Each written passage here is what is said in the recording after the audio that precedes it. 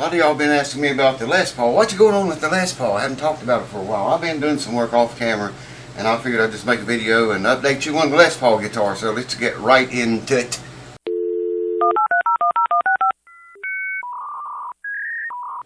And welcome back, folks. I just love it, man, when you guys keep coming back here and we do this horrible, awful things that we do here at the house. Like I say, I've been working off camera. I fixed these inserts back here for the tailpiece. That's all done now. Man, do they fit tight too. I drove them in with hammer. I wrapped silver tape around the insert, you know, kind of built that up. It was just fitting a little bit loose in the hole. I was going to put a toothpick, and I did put a toothpick in there, and I didn't like the way it felt or looked. It wouldn't let the insert go all the way down in flat against the surface of the finish, top of the guitar. It does now. Anyways, that's done. And then I leveled all the frets, knocked the nut out. I made a bone nut for it. That was a plastic nut that was in there. I made a bone one for it. I didn't like the way the grooves were cut in the plastic one. Then I leveled all the frets and I put radius back into them. This guitar has got a 16-inch radius. I don't know if I mentioned that in any other videos or not. I don't know. I was thinking Les Paul's had a 12-inch radius. Am I wrong? This one's got a 16, and I'm going to show it to you right now. My apologies for all the noise. The AC is working its hind end completely off, man. This is a 12th fret right here, 13 and 14. I got to use frets where this stuff, the inlay, doesn't reflect the light. But I got a 16 right there. Let me hold it down there where you can see it. There's a 16. And I'm just going to hold that there, and I'm going to shine a flashlight back behind it here. Let me get my arm out of the way so you can see. And you will not see any light come through there. It's definitely is a 16. And it's like that all the way down. There's the next fret. I think it's coming through on the camera. Yeah, you can't see. See, I'm shining a flashlight right up against the thing. And you can see it's a 16.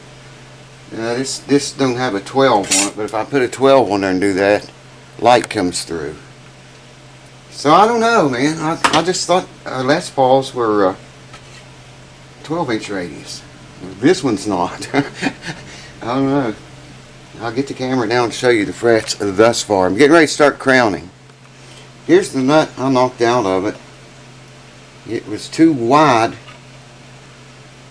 Where are we at? It was too wide this way to fit down in that slot. Granted, there's a lot of glue down there. I got to clean that out too. It was glued in there like that. And here's the one I made for it. It's not finished yet. This area in the front is still a little bit rough. I got to go over it some more and polish it down a little bit. It's bone. But look at the string grooves. Hold on. Look at the string grooves in the nut that I knocked out of it. See those grooves? And compare them to the nut that I made. The nut I knocked out's in the front. The one I made's in the rear.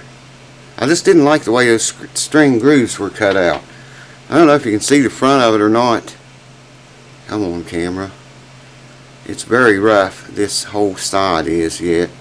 I got to work that down. And now I got to work it down, you know, where it'll fit down in that slot better too. It almost does. It won't take very much. But before I do, look how tight that is. Wow. It's stuck. Unbelievable.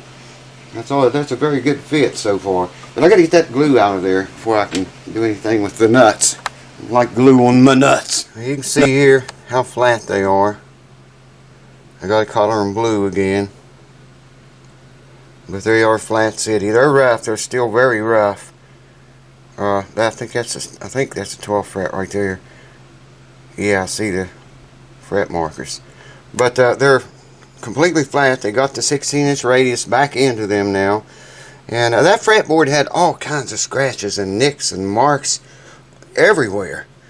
And I did a video, I think I did one showing that. I don't know if it made YouTube or not, but I did one on Patreon. I think it made YouTube too. Can't remember too good. But there we go, and I'm getting ready to start crowning right now. We're not going to get into the sandpaper tonight. It's just too hot here. It's been a hot day, and I wore out like 8 hours ago. So anyways, check this out. You can see how all that fitted up. This insert, I put aluminum tape around both of the inserts and drove them in there. Man, they are extremely tight. Just screw these down tight and there's nothing that moves. You can see there. And that turned out good. So we get these frets done, man, we're going to be ready to start installing hardware. And I cannot wait. I cannot wait to get these frets done. I hate that shit. So we leveled the frets, okay? Colored them blue. Put the radius back in. Color them blue. I'm going to crown them now. You've seen how flat they were. When we crown them, we want to leave the very tiniest, minute flatness across the top of each fret. That way, we've maintained our levelness that we worked so hard for. I did. You guys got out of it on this one. But yeah, by coloring them blue like this, I've told it all before, we can maintain the very top of the fret, keep that ever so minute flat spot across the top of the fret. What does that do, you ask? Well, it maintains our levelness for one. Every fret exactly the same height. And it also makes the frets last longer. The more fret you have that makes contact with the strings, when strings are fretted, noted, and the less materials will be worn away. This is 150 grit right here. We go over all the frets, leave a thin line across the top, color them blue again, pop this out, turn it over, and we got 300 grit. Yeah, 300 grit right there. Color them all blue, go over them again, leave a very thin line, very minute. I'll show it to you if I can get the camera to pick it up. And then the old dreaded sandpaper. God, man, I am so sick of doing frets right now. I could puke. Just wow. You can't see too good. Maybe I can move the guitar around a little bit so you can see better. I don't know. How you guys been doing, man? Hope you're having a wonderful, wonderful summertime.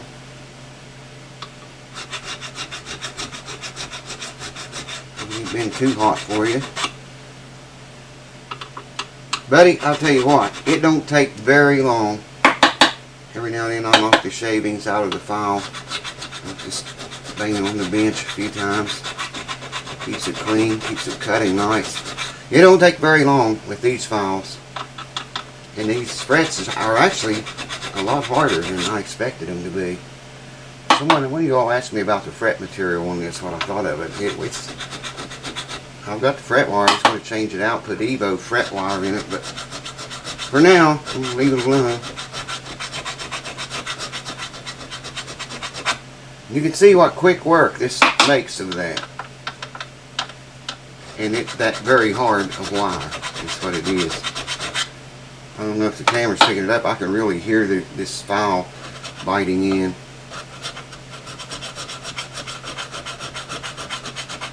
The sandpaper grits, working up through them, that's my favorite part. Wow. Like I say, we're not going to do that tonight. It takes forever and ever. I may not even do it at all on camera unless you guys want to see it. If you sat through one of the entire lengths of how long it takes to do that and get that polished fret mirror image look, then you probably would see why I charge so much for this. To level, re-radius, re-crown, and polish all the frets to a mirror image. I don't do it cheap anymore. I used to.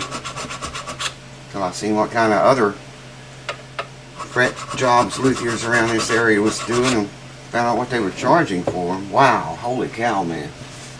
Just unbelievable. I said, you know what, if you paid that much for that, I'm going to up my price big time. Those luthiers tell you, or told them, just the people I know that had frets done, some of the guys confronted the luthier about, the fret's very rough, very scratchy. His response was, just play them off. Bend strings, play it. It'll wear off before you know it. You just gotta work yourself through that raspy, horrid grinding sound whenever you bend the string. I should make mention, when you get back here, I don't know if you can see that fret dust right there. I think I see it in the camera a little bit. When you get back here, you want to be very careful, man, working that close to that body on both sides, particularly up here. You got the cutaway there, it helps a little bit, but be very conscientious when you reach this area here. Be alert, aware, and watch what you're doing very closely, because you can really screw up in a hurry back here. I just wanted to throw that in. You can have that for free. Hold on.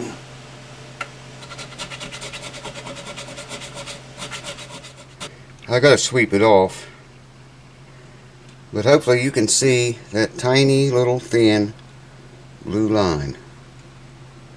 That maintains our flatness all the way down the fretboard. Now the next time over it with the fretboard, the fret filer, you can see the shavings. I gotta sweep that. That hurts my head to look at on such a beauty of a guitar. Next time that line will be even more minute. So let's do it!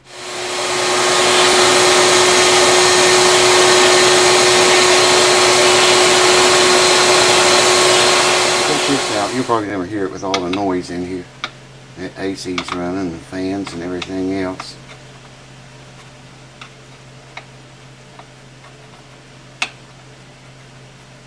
Flat city, man.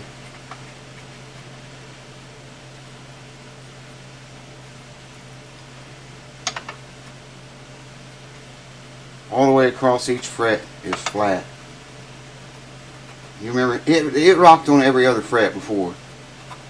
I checked them all already. All we have to do, like I say, is polish them blue again. And